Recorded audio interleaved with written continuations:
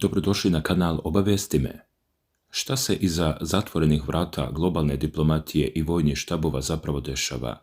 I kako smo uopšte došli do tačke u kojoj se pravila igre menjaju preko noći? Prema izvještajima vodećih svjetskih medija, svedoci smo istorijskog preokreta u kojem je Teheran uspeo da preuzme potpunu kontrolu nad tokom i dinamikom sukoba, dok Washington, barem sudeći po trenutnim potezima na terenu, više ne diktira tempo. Ovu zabrinjavajuću realnost potvrđuju i ruski i zapadni izvori, naglašavajući da se celokupna arhitektura bezbednosti ljulja pred našim očima.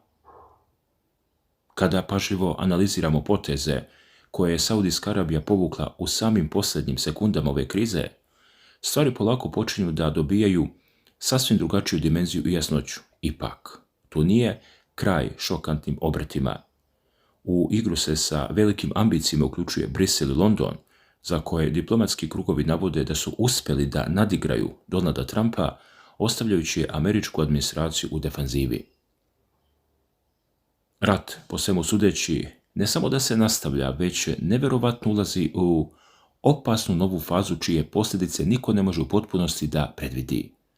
Situaciju dodatno komplikuju misteriozni slučajevi trgovačkog ili ratnog broda koji je nedavno potonuo, a koji su, prema medijskim navodima, ukrajinske snage uspjele da pogode sa ogromne udaljenosti. Međutim, pravi košmar tek počinje, jer je Iransko ministarstvo spoljnih poslova došlo u posjed zapanjujućim informacijama i dokumentima u vezi sa tim plovilom, što bi moglo da otvori potpuno novi front optužbi, a i dokaza.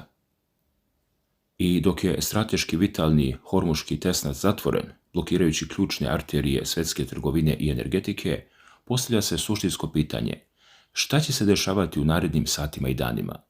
Posljednje obaveštajne informacije pokazuju da se iza kulisa odvija sudbonosna i izuzetno napeta drama između Irana i Sjedinjenih Američkih Država, čiji će epilog odrediti sudbinu čitavog regiona.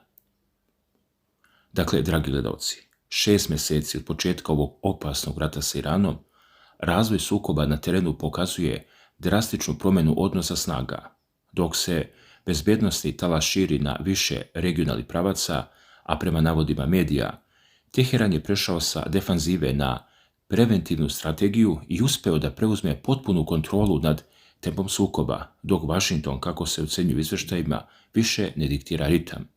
Britanski analitičari i analiza listova poput Financial Timesa ukazuju na to da se Sjedinjene Američke Države sve češće nalaze u poziciji da samo reaguju, dok Iranska revolucionarna garda IRGC, naročito nakon smrti vrhovnog vođe Ajatolaha Alija Hamneija, čvrsto drži palicu u svojim rukama. Ljudi, i tu dolazimo do ključne stvari, jer prema dostupnim informacijama u Teheranu i među njegovim saveznicima vlada čvrst stav da pregovori sa američkom administracijom više nemaju realne izglede za uspjeh, pa se pritisak vrši kroz vojne i ekonomske poluge. Međutim, u igru se uključuju i drugi akteri, pa je tako Saudijska Arabija u samim posljednjim trenucima odigrala ključnu ulogu, jer se prema navodima Wall Street žurnala saudijski prestolonasljednik Mohammed bin Salman i nekoliko država Persijskog zaliva direktno razgovarali sa američkim predsjednikom Donaldom Trumpom i ubedili ga da odustane od novih udara na Iran i umjesto toga pruži šansu pregovorima. Međutim, situacija u regionu daleko je od jedinstvene, pa su tako Ujedinjeni Arapski Emirati lobirali u Washingtonu za mnogo odlučnije mere, tvrdeći da korpus Islamske revolucionarne garde neće stati dok SAD potpuno ne preuzmu kontrolu nad strateškim Ormuškim moreuzom.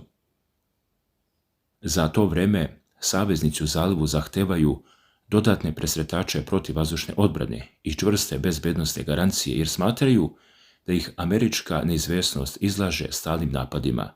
U tom svetlu, prema procenama koje iznosi urednik časopisa Rusija u globalnoj politici Fjodor Lukjanov, čitava globalna vojno-politička ravnoteža se menja pod utjecajem novih tehnologija i revolucije dronova.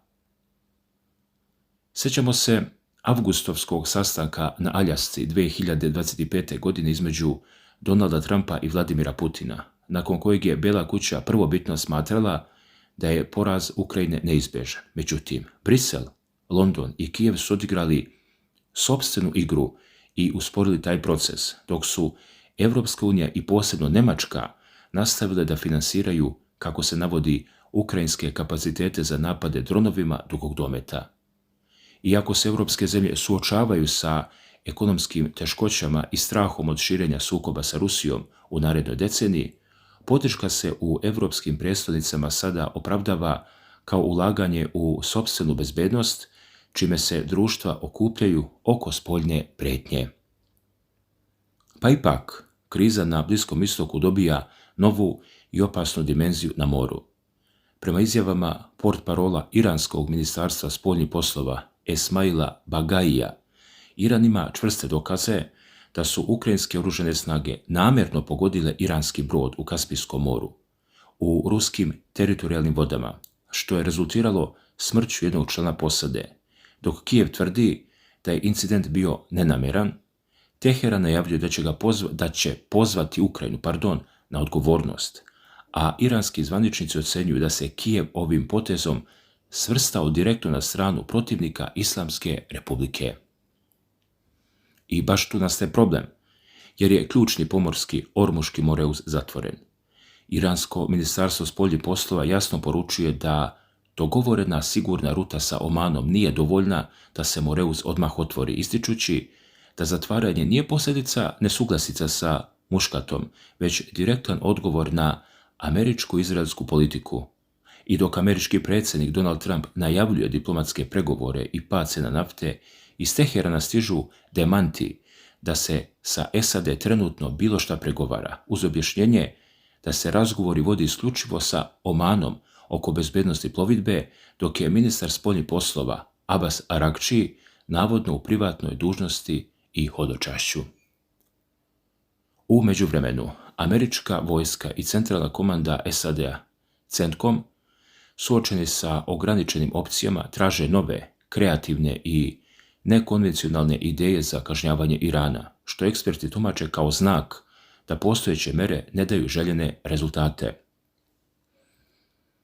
CENTCOM je istovremeno demantovao tvrdnje iranske revolucionarne garde da su u napadu na bazu Al-Azraq u Jordanu uništena 3 borbena aviona F-35, ali se nastavljaju svakodnevni vazdušni udari sa ciljem da se oslabi iranska moć na moru.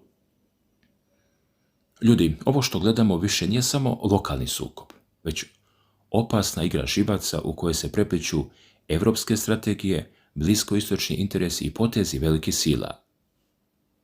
A pazite sad ovo, jer se ovdje priča dodatno usložnjava i dobija potpuno novu, opasniju dimenziju koju mnogi analitičari previđaju.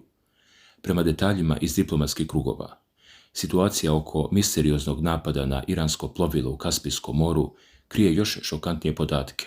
Kako prenosi iranski izvori, u toj eksploziji u napadu ukrajinskih snaga nije samo stradao nesrećni član posade, već je bilo i povređenih, a sam brod je prevozio osjetljiv teret u ruskim teritorijalnim vodama. Teheran je prema zvaničnim informacijama otišao korak dalje i uputio hitan, formalan poziv Savjetu bezbednosti UN, evropskim prijestolnicama i svim članicama UN-a da najoštrije osude ovaj čin, karakterišući ga kao direktno kršenje člana 2 stava 4 povelje UN i klasičan akt agresije koji preti da proširi sukob daleko izvan trenutnih granica.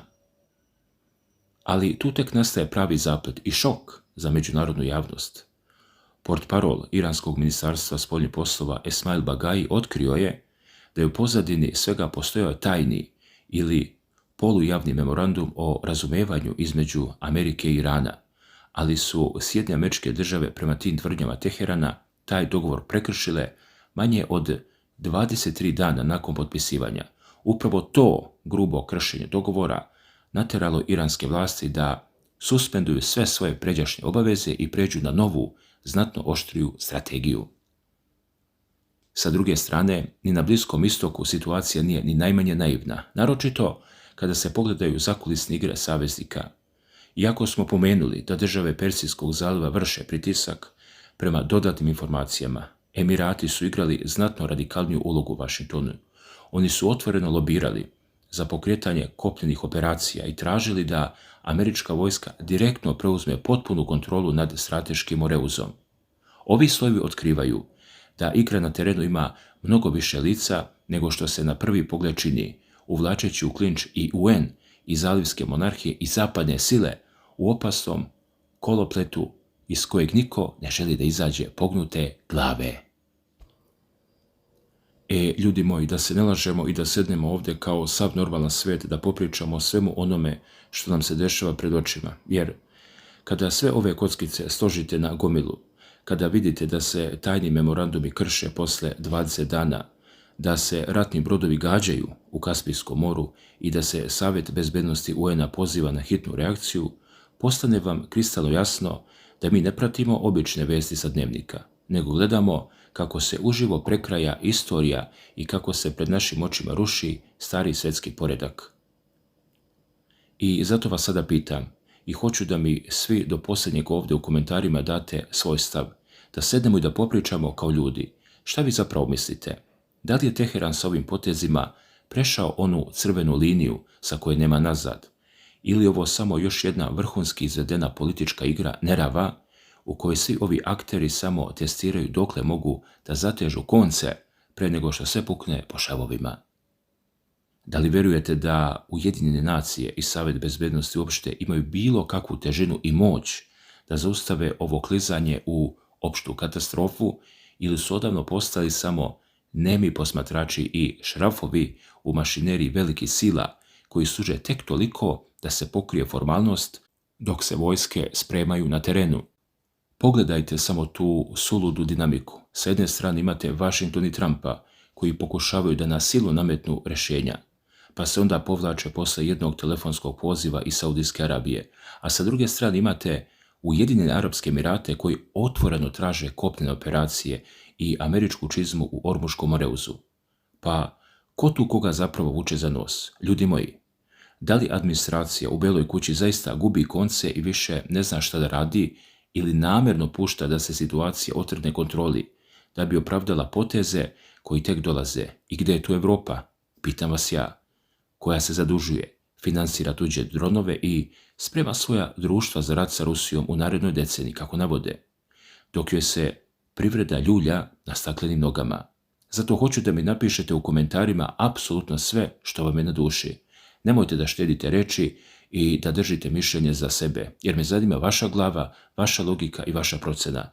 Šta se ovo nama zapravo kuva iza brda i šta možemo da očekujemo već u narednim nedeljama kada ove diplomatske maske definitivno spadnu? Moj narode, kada se ovako otvore karte na globalnom stolu, kada veliki igrači zatežu konce u Persijskom zalivu, Kaspijskom moru i preko leđa Ukrajine, postavlja se ono najvažnije i najteže pitanje. Kako će se sve ovo na kraju krajeva slomiti preko naših leđa ovdje na Balkanu? Jer da se ne lažemo i da ne budemo naivni, mi nikada nismo bili samo nemi posmatrači svjetskih kriza, nego nam je geografija oduvek bila i blagoslov i prokletstvo. Kada se globalna ekonomija zatrese, kada se energenti otmu kontroli, kada se zatvore važni morski prolazi poput Ormuza i skoče cene nafte, prva stvar koju osjetimo mi ovdje jeste udarac po sopstvenom džepu. Gorivo skače, inflacija divlja, a svaka kriza na Bliskom istoku i u odnosima velikih sila automatski se pretače u poskupljenja osnovnih životnih namirnica na našim rafovima.